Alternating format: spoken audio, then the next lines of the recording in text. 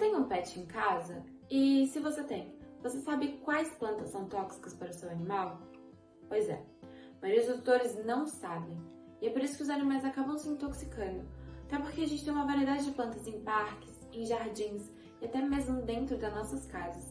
E é importante a gente lembrar que os pets são animais extremamente curiosos, principalmente os filhotes. E sempre que eles passarem por uma mudança ambiental ou uma situação de estresse, eles vão tentar chamar nossa atenção. E eles vão fazer isso mordendo, lambendo planta, bebendo água dos vasinhos, e pode ser que assim eles se intoxiquem. Por isso é muito importante que o veterinário informe o tutor, desde que o animal é filhote, sobre as possíveis plantas tóxicas, para evitar qualquer tipo de intoxicação.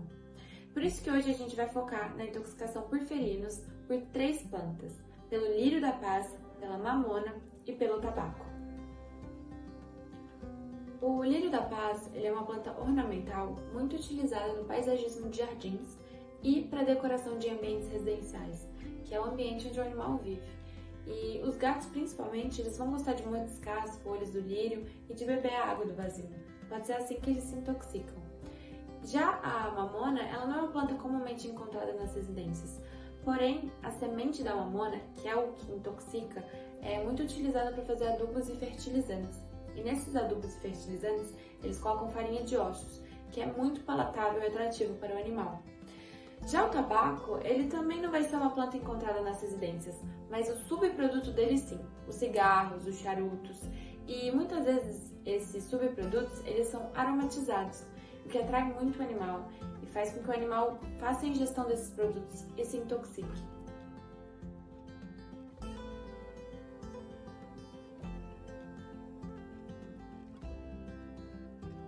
O lírio da paz, Spathiphyllum wallici, é originário das regiões tropicais do Brasil e da Venezuela, preferindo ambientes mais quentes. Com flores brancas bastante charmosas, o lírio da paz é tipicamente comercializado como planta de vaso, para ser deixado em ambientes internos.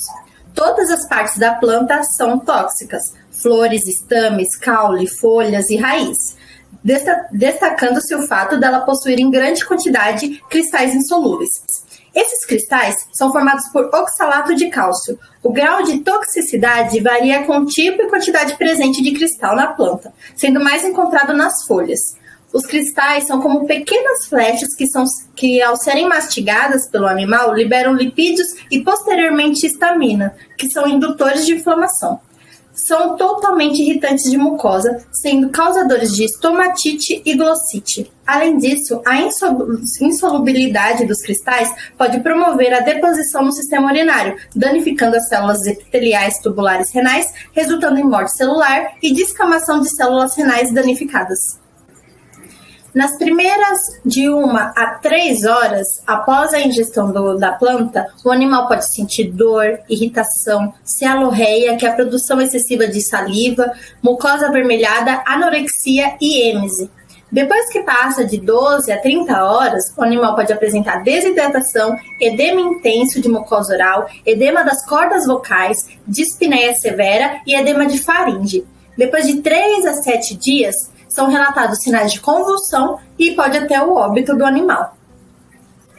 Com a observação dos sinais clínicos, é possível identificar em que fase o animal se encontra da intoxicação.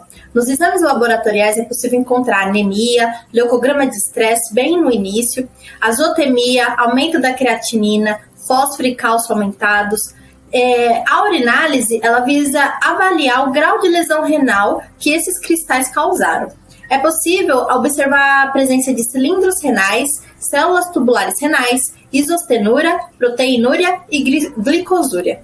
Em alguns casos ainda, ocorre o aumento da AST, que é o aspartato transaminase, e na alanina aminotransferase, que é o ALT, que podem ser devido à anorexia e ao estresse hepático sofrido.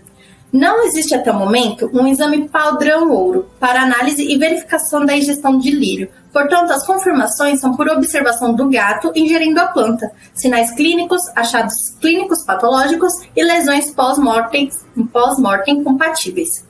A necrópsia é um diagnóstico pós-mortem e os achados são relacionados a necrose tubular renal aguda difusa e severa, lesão renal por congestão renal e edema perirrenal, congestão pulmonar leve, congestão gastrointestinal e palidez hepática devido à uremia grave na anúria, lipidose hepática devido à anorexia, e há relatos de congestão vascular generalizada e edema hepatocelular.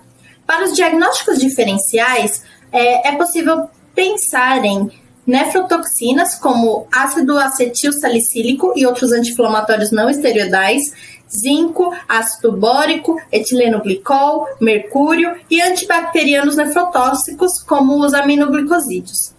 Em doenças sistêmicas que podemos suspeitar são as manifestações agudas de insuficiência renal, as obstruções urinárias, doença renal imunomediada, leptospirose, pielonefrite e linfoma. Geralmente, o prognóstico é favorável. Apesar de não existir um tratamento específico à intoxicação pelo lírio, é recomendada a administração para o seu tratamento. Antihistamínico H1, uma vez que os cristais estimulam a liberação de histamina pelo organismo, fato que gera quadro de edema de mucosas. Antiemético edemulcente, não recomenda-se a indução da êmese ou lavagem gástrica, uma vez que os cristais de oxalato de cálcio geram irritação intensa da mucosa. Anti-inflamatórios, diurético, como fluidoterapia intravenosa, sendo favorável em caso de desidratação e reversão de possíveis casos achados laboratoriais.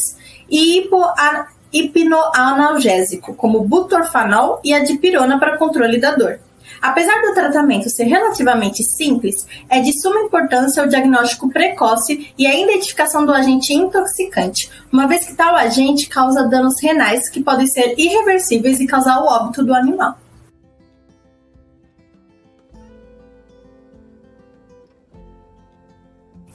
A mamona é uma planta originária da Ásia Meridional. Seu nome científico é Ricinus communis e faz parte da família das Euphorbiaceae.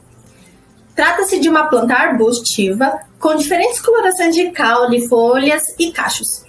Os frutos apresentam espinhos e as sementes possuem tamanhos e formatos e cores diferentes. Mundialmente, o cultivo da mamona é destinado à extração do óleo da semente, que é o mais importante constituinte da semente de mamona. Este também é conhecido como óleo de ricínio, que tem coloração incolor a amarelo dourado, espesso, oleoso, inodoro e insolúvel em água, mas ele pode ser solúvel em solventes orgânicos. Além do óleo, outras formas de utilização como torta de mamona em fertilizantes são encontradas em produtos comerciais. A semente da mamona apresenta a glicoproteína ricina, uma toxalbumina, que mesmo quando ingerida em pequenas doses é mortal. A ricina é uma glicoproteína composta de duas cadeias polipeptídicas A e B. A cadeia B é específica para receptores de galactose, permitindo a absorção endocítica que é lenta, havendo um período de latência de 8 a 24 horas, observado entre a ingestão da toxina e o surgimento dos primeiros sinais clínicos.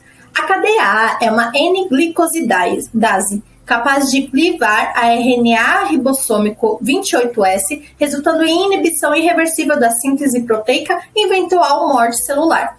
Apenas uma molécula de ricina que entra no citosol é capaz de inativar mais de 1.500 ribossomos por minuto. Além da variação entre as espécies animais, a toxicidade da ricina varia de acordo com a via de exposição. A dose letal oral média, DL50, em camundongos é de 30 mg por quilo. Essa menor toxicidade da ricina por via oral pode ser devido à sua pobre absorção e à sua parcial distribuição no lumen do trato intestinal. Os sinais aparecem após 6 horas de ingestão e podem durar entre 1,5 a 5,5 dias. São mais comuns os vômitos, anorexia, depressão, diarreia aquosa, que frequentemente evolui para diarreia sanguinolenta, e dor abdominal. Pode ocorrer ainda hematêmese, fraqueza, hipertermia, ataxia, cialorreia, decúbito e taquicardia. Outros sinais menos frequentes incluem coma, tremores, convulsões, desidratação, palidez, dispneia, polidipsia ou anúria, melena, icterícia e vocalizações. Quanto aos achados laboratoriais, a avaliação hematológica apresenta elevação do volume globular, que é o VCM, devido à desidratação e hipotensão.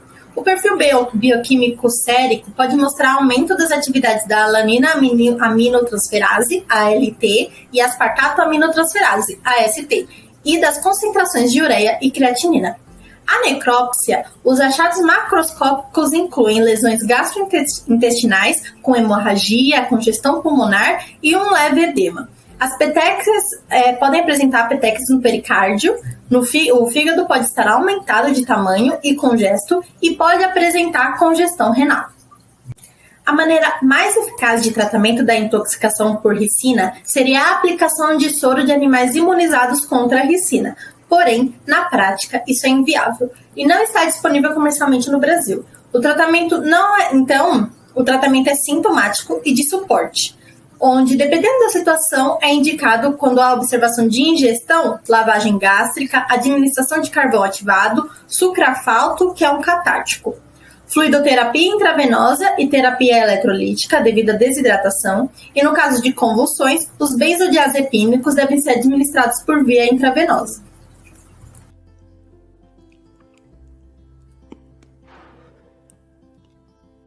A planta do tabaco, que tem origem nas Américas e que recebe o nome científico de Nicotiana tabacum, tem como um de seus principais componentes a nicotina.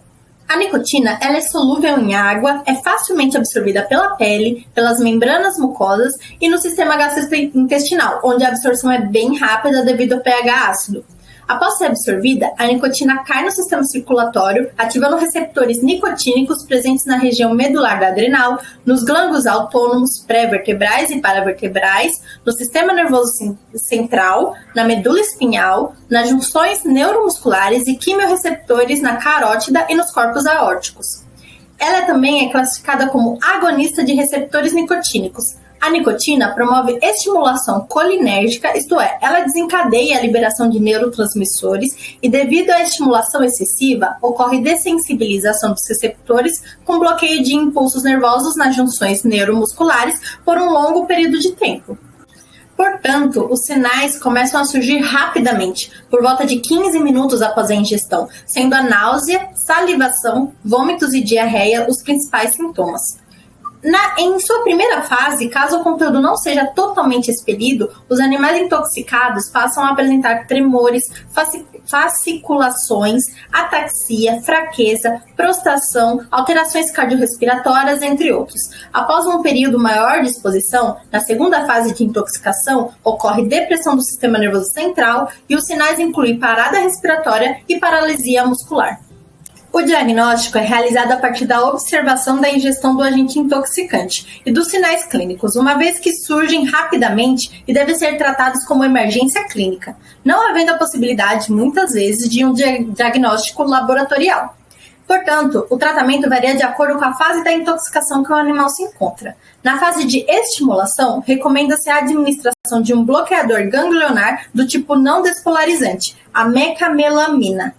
Já na fase depressora, o animal deve ser mantido em respiração artificial. Para todos esses casos que abordei, a abordagem no atendimento não segue uma linha concreta e quase sempre trata-se de uma situação de muito risco devido à falta de informação sobre o paciente, tutores estressados, pouco comunicativos, sinais clínicos graves no animal, mas então o que fazer?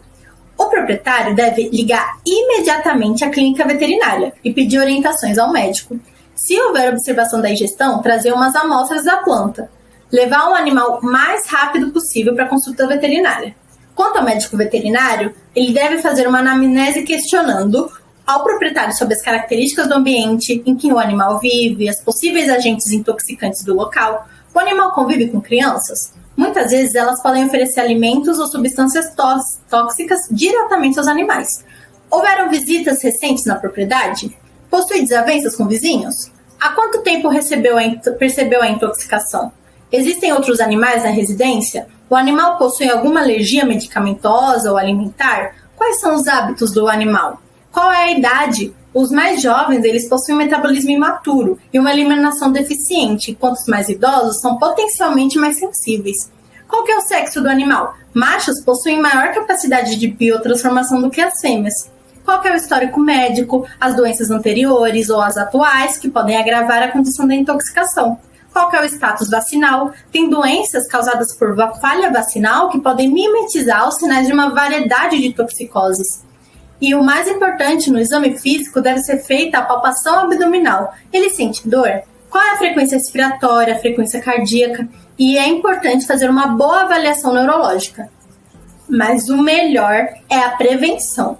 Não adquirir plantas tóxicas na residência ou mantê-las fora do alcance dos gatos, incluindo os produtos contendo nicotina. Evitar que seu gato fique entediado, fornecendo diferentes maneiras de enriquecimento ambiental, por exemplo, adicionar catnip em plantas seguras para atraí-los.